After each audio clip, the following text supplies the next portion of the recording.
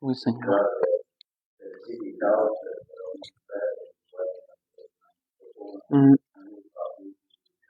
Amen.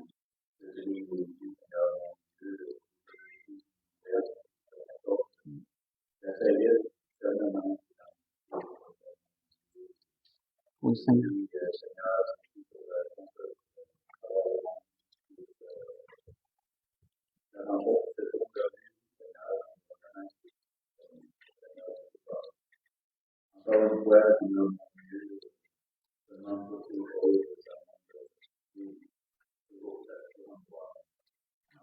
Amen. Amen. Pour ce que l'Esprit veut nous donner ce matin, je vais vous inviter à tourner dans 1 Corinthiens 3. On va lire du verset 3 au verset 9 pour introduire le sujet de ce matin.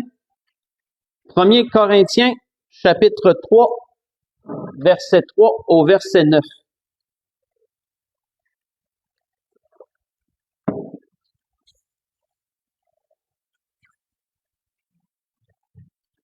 On va se laisser aller en méditation avec l'eau, le bruit de l'eau qui coule. Non, pas du tout. Pas du tout, c'est relaxant. Donc, 1 Corinthiens, chapitre 3, la terre en avait besoin de la pluie. Donc, oui, 1 Corinthiens, chapitre 3, verset 3 à 9, où on voit que l'apôtre Paul disait aux Corinthiens, il dit, en effet, puisqu'il y a parmi vous de la jalousie et des disputes, n'êtes-vous pas charnels et ne marchez-vous pas selon l'homme? Quand l'un dit, moi je suis de Paul, et un autre, moi d'Apollos, n'êtes-vous pas des hommes? Qu'est-ce donc qu'Apollos? Et qu'est-ce que Paul? Des serviteurs par le moyen desquels vous avez cru. Selon que le Seigneur l'a donné à chacun, j'ai planté, Apollos a arrosé, mais Dieu a fait croître. En sorte que ce n'est pas celui qui plante qui a quelque chose, ni celui qui arrose, mais Dieu qui fait croître. Celui qui plante et celui qui arrose sont égaux, et chacun recevra sa propre récompense selon son propre travail. Car nous sommes ouvriers avec Dieu, vous êtes le champ de Dieu, l'édifice de Dieu. On va arrêter ici. Donc, quand on regarde le contexte, premièrement, toujours important de regarder le contexte pour ensuite voir un peu plus large, plus précisément ce que l'Esprit veut nous donner.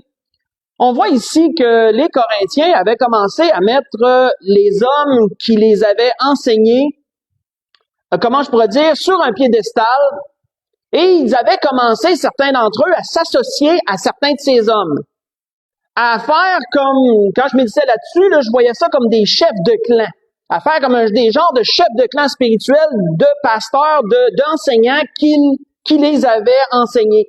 De sorte que certains se disaient, ben moi j'aime mieux Apollos, certains autres disaient, ben moi j'aime mieux Paul, et ils s'associaient à ces gens-là et glorifiaient ces gens-là.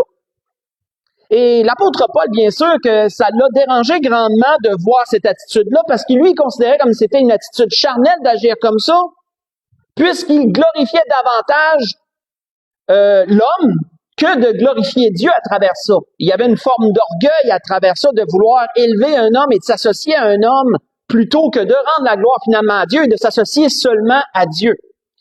Et l'apôtre Paul a voulu corriger leur façon de penser. Et à travers de cette correction-là, l'apôtre Paul leur a apporté deux beaux exemples que l'Esprit veut nous faire parcourir ce matin pour les aider à comprendre comment Dieu fonctionne à travers son plan, comment Dieu agit dans son œuvre. Et on voit que l'apôtre Paul leur avait dit premièrement quoi au verset 9? Il leur avait dit qu'ils étaient le champ de Dieu. On va s'arrêter là-dessus. Il leur a dit, vous êtes le champ de Dieu.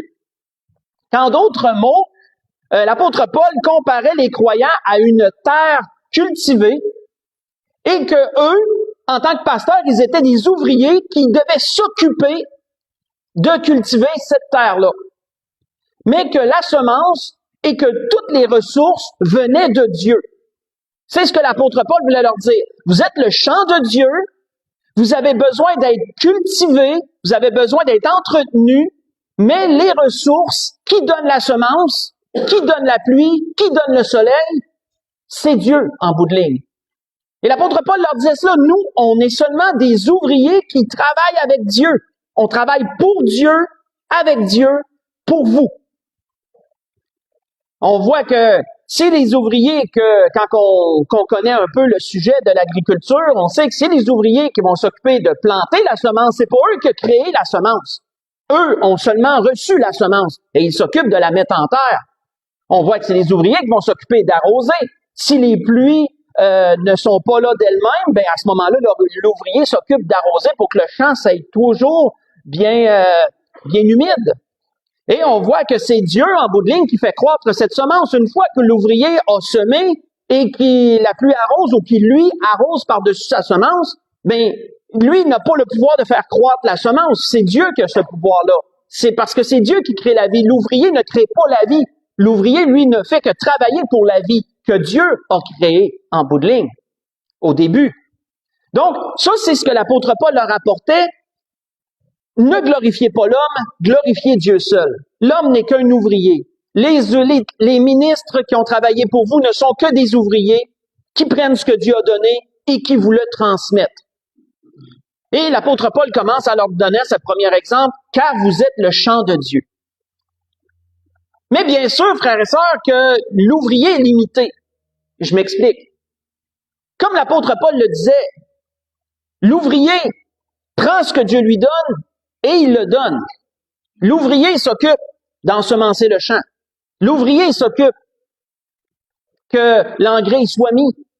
L'ouvrier va s'occuper que la terre soit arrosée si la pluie n'est pas régulière. Mais en bout de ligne, Dieu a tout pouvoir sur le reste.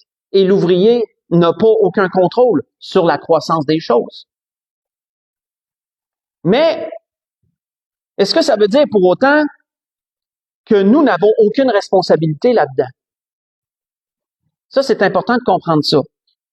On va aller voir ce que l'apôtre Pierre dit, parce que ce que l'Esprit veut nous donner ce matin, entre autres choses, à travers ces exemples, c'est que oui, Dieu fait sa part, mais que nous aussi, on a une part à jouer dans ces choses. Nous sommes le champ de Dieu et nous avons une part à jouer en tant que tel. L'apôtre Pierre en parle de cela. Dans 2 Pierre 3, versets 17 et 18, il conclut sa deuxième lettre comme ça. 2 Pierre 3, versets 17 et 18.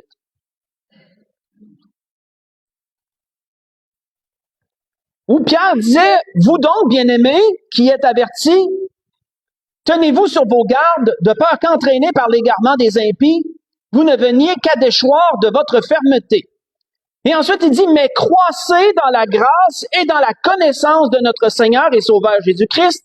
À lui soit la gloire maintenant et pour l'éternité. Amen. » Voyons ce que l'apôtre Pierre disait ici au verset 18 quand il dit « croissez ».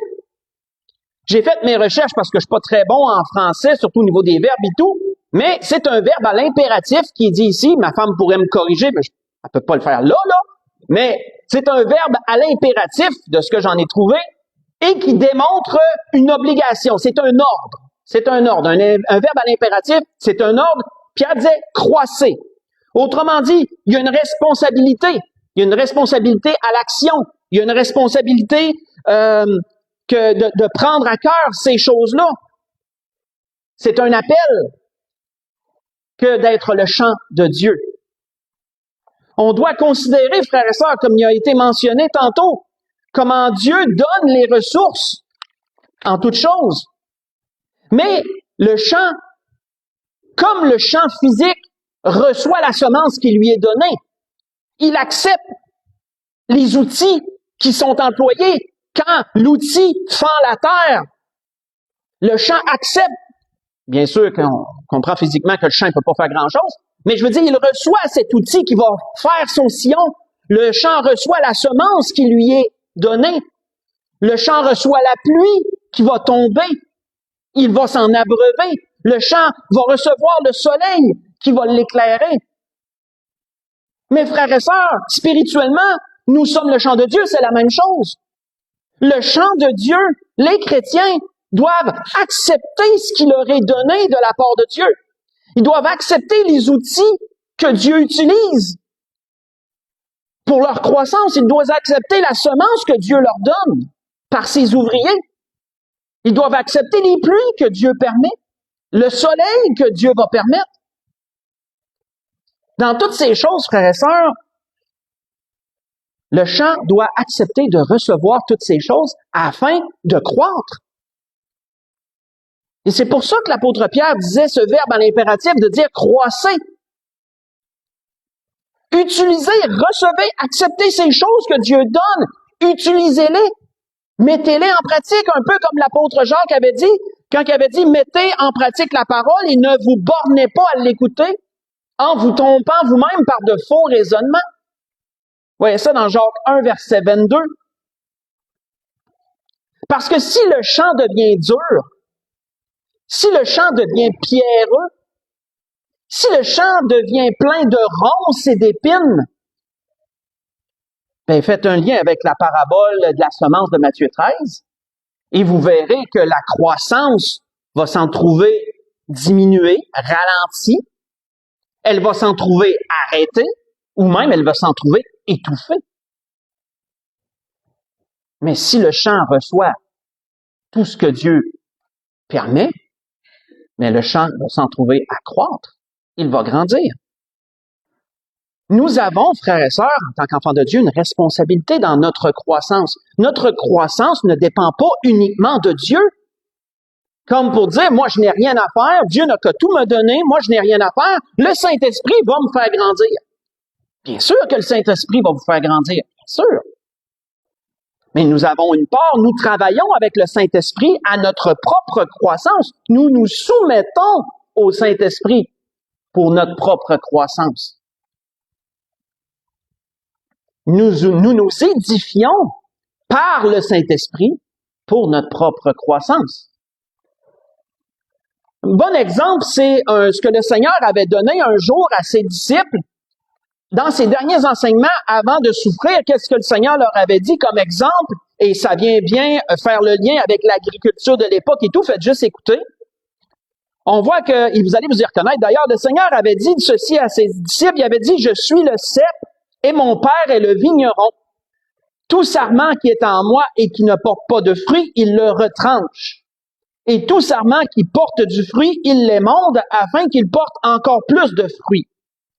Déjà, vous êtes purs à cause de la parole que je vous ai annoncée. Demeurez en moi et je demeurerai en vous. Comme le sarment ne peut de lui-même porter du fruit s'il ne demeure attaché au cep. Ainsi, vous ne pouvez pas non plus si vous ne demeurez en moi. Je suis le cep, vous êtes les sarments. Celui qui demeure en moi et en qui je demeure porte beaucoup de fruits, car sans moi, vous ne pouvez rien faire. » Vous y reconnaissez certainement, mais c'est dans Jean chapitre 15, versets 1 à 5. Où Jésus donnait aussi cet exemple de l'agriculture de l'époque, mais concernant plus les vignes, le vignoble et les vignes. Et Jésus disait quoi? Jésus se disait être le cep. En d'autres mots, il est le tronc. Le tronc de la vigne est le cep. Il dit, je suis le tronc et vous êtes tous ceux qui l'ont accepté comme leur sauveur et Seigneur. Si on veut étendre la logique, étendre l'image, tous ceux qui acceptent Jésus comme leur sauveur et Seigneur se greffent à lui et ils sont les branches, les sarments, en d'autres mots. Sarments, c'est les branches, le cep est le tronc. L'apôtre Paul avait rappelé quelque chose de très important aux Romains. Il avait dit ceci, si tu te glorifies, sache que c'est la racine, sache que ce n'est pas toi qui portes la racine, mais c'est la racine qui te porte. Voyez ça dans Romains 11, verset 18. Qu'autrement dit, considérons que Jésus est le tronc et c'est lui qui nous porte. Jésus est le tronc et nous avons tous été greffés à lui lorsque nous l'avons accepté comme notre Sauveur et Seigneur et que nous l'avons confessé comme tel dans nos vies. Nous nous sommes greffés à lui. Mes frères et sœurs, pour que les sarments, les branches portent du fruit, il ne doit pas y avoir d'interférence entre le tronc et elle, bien sûr, parce que tous les nutriments vont partir des racines, passer par le tronc et se rendre ultimement dans les branches. Comme vous le voyez, l'exemple est très similaire au champ. Les branches, pour porter du fruit, doivent recevoir les nutriments qui viennent du tronc, qui viennent des racines à la base. Et c'est Dieu qui gère tout ça. Mais s'il y a une interférence entre le tronc et une branche, mais qu'est-ce que vous voyez si vous prenez la peine de regarder des arbustes chez vous ou autre? Ben, à un moment donné, vous allez voir qu'une branche sèche. Et vous ne comprenez pas pourquoi. Externe, elle est liée, elle n'est pas coupée. Sauf qu'à l'interne, il se passe quelque chose qui fait que cette branche-là, elle sèche. Elle ne produit pas de fruits, mais l'autre côté, elle est tout fleurie. Pourquoi? C'est à l'interne. Nous, on le voit pas. Il se passe quelque chose à l'interne. Et ultimement, ben, cette branche-là, elle est taillée, elle est coupée, elle est enlevée de l'arbre ou de l'arbuste. Pourquoi? Parce qu'elle est morte, elle sèche. Elle a séché, elle est jetée ensuite. Mais on voit que le Seigneur donnait un exemple très similaire. L'importance de demeurer attaché au Seigneur, parce que c'est du Seigneur que toutes ces choses qu'on a besoin vont découler. C'est pour ça que Jésus disait, sans moi, vous ne pouvez rien faire. Et il faisait bien, comme on le sait, de rappeler ça à ses disciples, puisqu'il allait souffrir. Et ultimement, il allait mourir à la croix et ça allait être très éprouvant. Les disciples devraient être attachés vraiment fermement au Seigneur pour être capables de traverser une épreuve aussi lourde et pouvoir grandir et croître et porter du fruit. Et c'est ce qu'ils ont fait, comme on le sait. C'est ce qu'ils ont fait. On voit que le désir de Dieu, frères et sœurs, dans un premier temps, c'est que nous portions du fruit.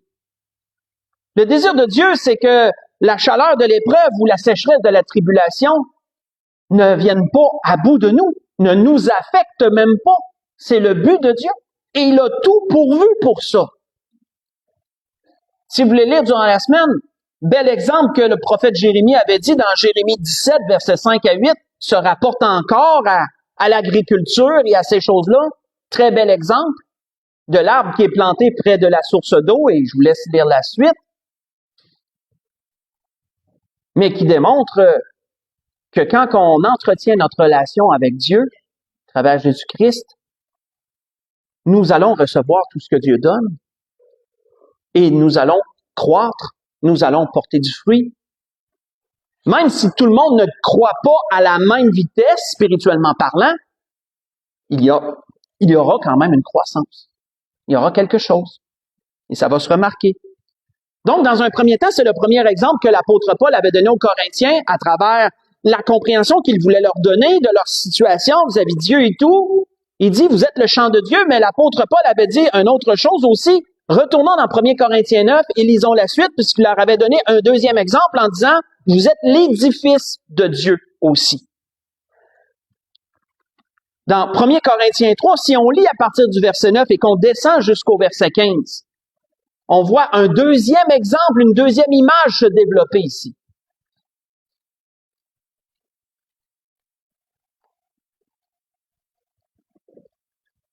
Si on relit le verset 9, 1 Corinthiens 3, « Car nous sommes ouvriers avec Dieu, disait Paul, vous êtes le champ de Dieu et l'édifice de Dieu. » Et là, l'apôtre Paul continue dans cette deuxième image, il dit, « Selon la grâce de Dieu qui m'a été donnée, j'ai posé le fondement comme un sage architecte et un autre a bâti dessus, mais que chacun prenne garde à la manière dont il bâtit dessus. Car personne ne peut poser un autre fondement que celui qui a été posé, savoir Jésus-Christ.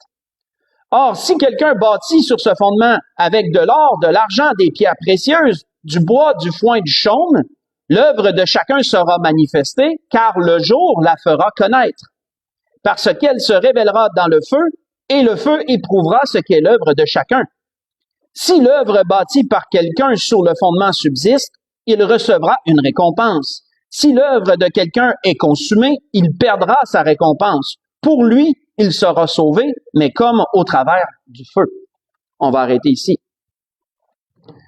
On voit qu'après l'image agricole, l'apôtre Paul donne une image sur la construction, mais en bout de ligne, quoique les images soient différentes, le message était quand même le même pour les Corinthiens. Le message demeurait le même. Jésus est le fondement et il y a des matériaux qui sont donnés par Dieu pour la construction, des bonnes œuvres. Certaines sont approuvées de Dieu, l'or, l'argent, les pierres précieuses, et certaines sont approuvées par l'homme. On fait un lien avec le message qu'on a entendu dernièrement. Ce qui vient de Dieu, ce qui vient des hommes. Ce qui est approuvé de Dieu, ce qui est approuvé des hommes. Donc, certaines œuvres sont bonnes aux yeux des hommes, le bois, le foin, le chaume, mais lorsqu'elles sont éprouvées par Dieu, ces œuvres se consument. Tandis que les œuvres qui sont approuvées par Dieu, elles se purifient à travers l'épreuve. Elles se purifient. On voit qu'on peut faire un beau lien. Si on se dit, moi, je méditais là-dessus, puis je me disais, des œuvres selon Dieu. Est-ce qu'on aurait une référence? Ben, pas besoin d'y tourner, mais Galates, chapitre 5, les fruits de l'esprit, les fruits de la chair. Donc, les œuvres selon Dieu fait référence aux fruits de l'esprit, tout ce qui va découler de ça. Les œuvres selon la chair fait référence aux fruits de la chair, tout ce qui va découler de ça. On a une belle référence là. Et encore là, qu'est-ce que l'apôtre Paul dit aux Corinthiens? Il comparait, lui et ses confrères, à des contracteurs qui s'étaient occupés de poser le fondement pour la construction de chacun et de fournir les matériaux, de donner une piste sur les matériaux à aller chercher, d'orienter vers les bons matériaux pour que chacun fasse sa propre construction. On fait le lien avec notre propre vie, bien sûr, notre propre vie spirituelle. Parce que comme l'apôtre Paul l'avait dit plus loin au verset 16 du même chapitre, ne savez-vous pas que vous êtes le temple de Dieu et que l'Esprit de Dieu habite en vous? Hein, vous êtes une habitation de Dieu en esprit, comme il est dit ailleurs. Comme il est dit dans Éphésiens 2, verset 22, je l'avais noté. Mais encore là, frères et sœurs, les ouvriers que Dieu donne vont poser le fondement. Hein, quand on parle de témoigner quelqu'un, notre sœur a parlé de témoignage. Quand on parle de témoigner quelqu'un, donner le plan du salut pour que la personne accepte Jésus, c'est quoi ça? C'est de poser un fondement, ça. C'est d'amener le fondement. Voici le fondement sur lequel tu dois ériger ta construction spirituelle. Les ouvriers s'occupent de poser le fondement. Ensuite, ils orientent chacun vers les matériaux, les œuvres que Dieu approuve, et ils essaient de faire éviter à chacun les œuvres que Dieu désapprouve. Mais en bout de ligne, l'avertissement demeure de l'apôtre Paul que chacun prenne garde à la façon dont il bâtit sur son fondement. Et ça, frères et sœurs, vient encore là notre responsabilité à chacun. L'apôtre Pierre, faites juste écouter, en a parlé encore. Mais ça va être bref, donc faites juste écouter, je vais aller lire brièvement ce que l'apôtre Pierre a dit sur cela, mais l'apôtre Pierre en a parlé encore. L'apôtre Pierre avait dit ceci, « Approchez-vous de lui, pierre vivante, rejetée par les hommes, mais choisie et précieuse devant Dieu, et vous-même, comme des pierres vivantes, édifiez-vous. Édifiez-vous pour former une maison spirituelle, un saint sacerdoce, afin d'offrir des victimes spirituelles agréables à Dieu par Jésus-Christ. » Voyez ça dans 1 Pierre 2, versets 4 et 5. Donc, on voit que l'image est différente, mais l'idée reste la même. Paul met de l'emphase, lui, sur un point. Il met de l'emphase sur ce que Dieu fait, tout ce que Dieu permet, tout ce que Dieu met à notre disposition. Pierre, lui, complète ce que l'apôtre Paul a dit, et lui met de l'emphase sur la responsabilité de chacun dans ces choses-là. Si on a remarqué ce qu'on a lu jusqu'à présent, on voit que Paul et Pierre se complètent bien dans leurs enseignements mutuels. Parce que, en bout de ligne, ce qu'on désire, ce que Dieu désire pour chacun d'entre nous, c'est une construction stable, une construction solide, une construction qui résiste à l'épreuve du temps. Parce que il n'y aura pas juste l'épreuve du temps ici-bas, il va y avoir aussi le tribunal de Christ, comme l'apôtre Paul l'a dit dans ce qu'on a lu, hein. Parce que le tribunal de Christ sera comme un feu qui va éprouver les œuvres de chacun. Et toutes ces œuvres qui ne sont pas de Dieu vont brûler, elles vont se consumer. Et toutes ces œuvres qui vont perdurer, qui vont traverser le feu du tribunal du Seigneur dans ce sens, ben elles vont servir de récompense, comme l'apôtre Paul le disait. Certains seront sauvés comme au travers du feu. Pensez à quelqu'un qui perd tout. Il réussit à s'échapper de sa maison, mais il perd tout. Il y a juste qu'est-ce qu'il y a sur le dos, il n'y a rien d'autre. Certains vont être sauvés de cette façon-là. Parce que malheureusement, oui, ils auront eu le bon fondement, mais ils auront bâti de façon insensée dessus. Ils n'auront pas comment je pourrais dire, ériger, édifier une vie spirituelle conséquente, un temple conséquent devant Dieu dans ces choses. Et certains autres vont avoir une construction solide avec des œuvres qui vont résister, mais ça, comme l'apôtre Paul le dit, le jour la fera connaître. Le jour, c'est lorsqu'on va comparaître devant notre Seigneur, ce jour-là. Avant d'aller à la conclusion, un bel exemple, une belle parabole que le Seigneur avait amenée qui s'allie bien avec ce que l'Esprit nous dit ce matin. Si on va aller ensemble dans Luc chapitre 6, avant d'aller à la conclusion, dans Luc chapitre 6, une parabole que le Seigneur a donnée qui s'allie très bien avec cette deuxième image de la construction, que nous sommes tous des constructions, des édifices, des temples pour Dieu, et que nous avons tous le rôle de s'édifier, de se bâtir, entre guillemets. Dans Luc chapitre 6, versets 46 à 49, Jésus leur disait, « Pourquoi m'appelez-vous Seigneur, Seigneur, et ne faites-vous pas ce que je vous dis? Je vous montrerai à qui est semblable tout homme qui vient à moi, entend mes paroles et les met en pratique.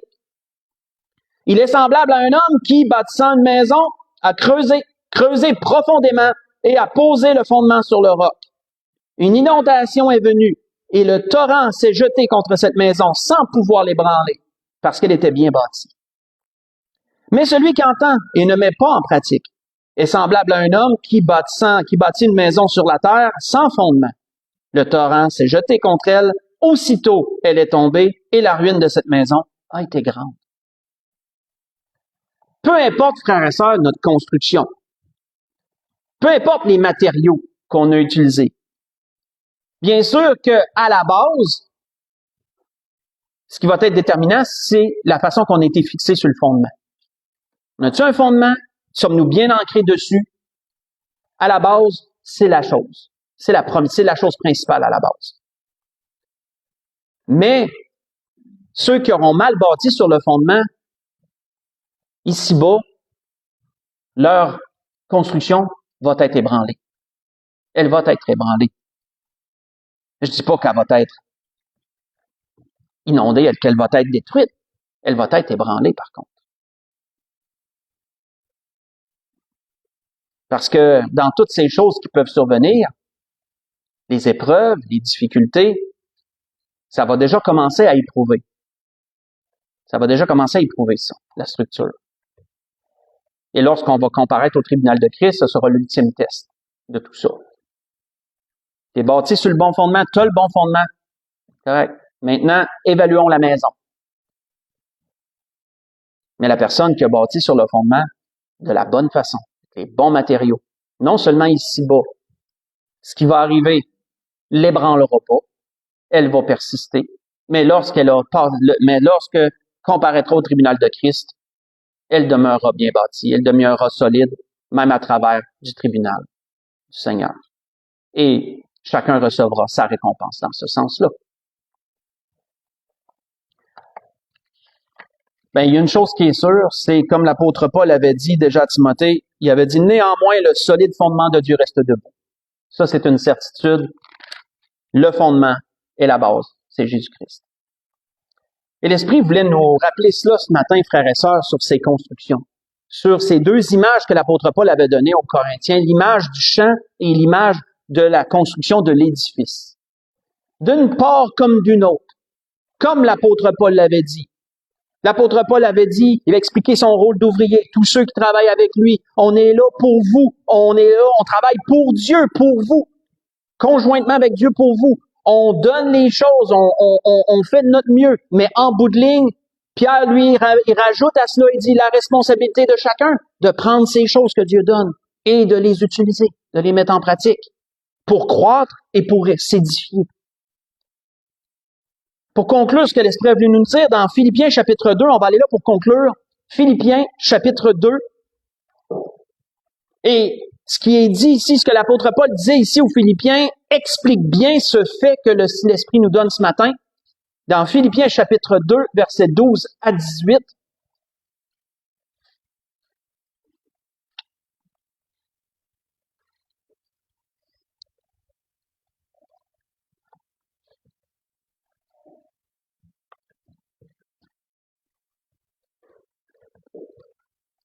Il est dit, ainsi, mes bien-aimés, disait Paul, comme vous avez toujours obéi, travaillez à votre salut avec crainte et tremblement.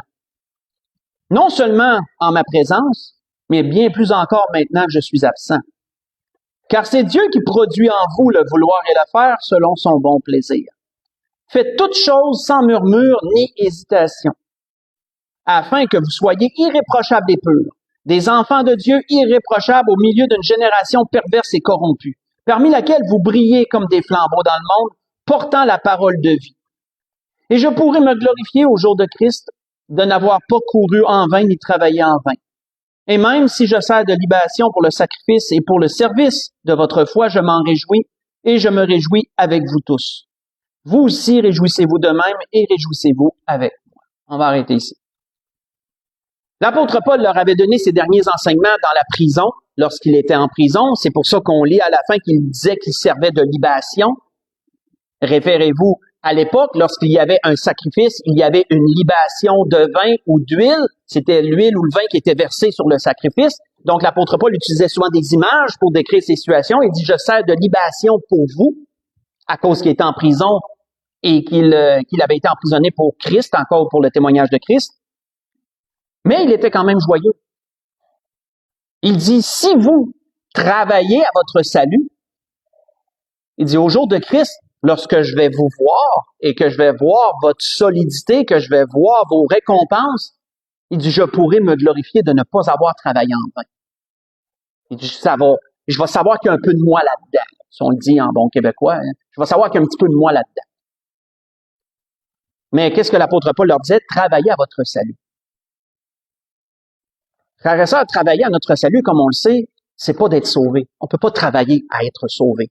Ce salut, c'est par grâce en Jésus-Christ. Mais travailler à votre salut, c'est après être sauvé. Tu es le champ de Dieu. Qu'est-ce que tu fais avec toutes les ressources que Dieu te donne? Tu es l'édifice de Dieu. Comment tu bâtis sur le fondement que tu as reçu? Ça, c'est travailler à ton salut. Et comment que l'apôtre Paul dit travailler à votre salut? Avec crainte et tremblement. Oh, ça veut dire que c'est pas quelque chose à prendre à la légère. Avec crainte et tremblement, ça veut dire que tu prends ça au sérieux, là. Parce que tu as seulement une chance, cette vie. Tu n'auras pas de réincarnation, tu n'auras pas une deuxième vie pour te reprendre. Tu as une chance, ta vie actuelle, c'est ta chance. Puis lorsque tu vas comparaître devant le Seigneur, ben voilà, la chance est passée, maintenant tu rends compte. Comme l'ouvrier qui travaille sa journée, puis qui rend compte à la fin de sa journée, puis que tu avais ta journée. Fait que comment tu as travaillé durant ta journée? Fait que travaillons notre salut avec crainte et tremblement, c'est le mot d'ordre dans toutes ces choses. Et c'est bien sûr quelque chose qui est personnel à chacun. C'est pas quelque chose qu'on peut faire pour son frère ou sa sœur, son voisin. On peut, comme la parole le dit, on peut s'encourager mutuellement. On est là pour s'encourager mutuellement. On est là pour s'édifier mutuellement. On est là pour, si on voit quelque chose chez notre frère, notre sœur, avec tout l'amour du Seigneur, avec humilité, on peut aller lui parler puis voir ces choses-là. Et la personne analyse, oui, je suis pas d'accord, oui, je suis d'accord, ben je vais réfléchir là-dessus, je vais méditer sur ça. Tu sais, puis on est là pour travailler ensemble, une équipe. Une équipe. L'Église, c'est une famille, c'est une équipe. On n'est pas là pour se picosser, on n'est pas là pour s'écornifler, par regarder chez un puis chez l'autre, puis il fait quelque chose de pas correct. Non, on n'est pas là pour ça. On est là pour travailler ensemble, on est là pour s'édifier mutuellement, on est là pour se surveiller d'une bonne façon, sainement. Et ensuite, en bout de ligne, ben chacun a son rôle personnel à édifier sa propre vie et à grandir dans le Seigneur, à travailler à son salut. Et c'était ce que l'Esprit voulait nous dire dans toutes ces choses. Donc, on va pouvoir se lever pour un dernier cantique. Et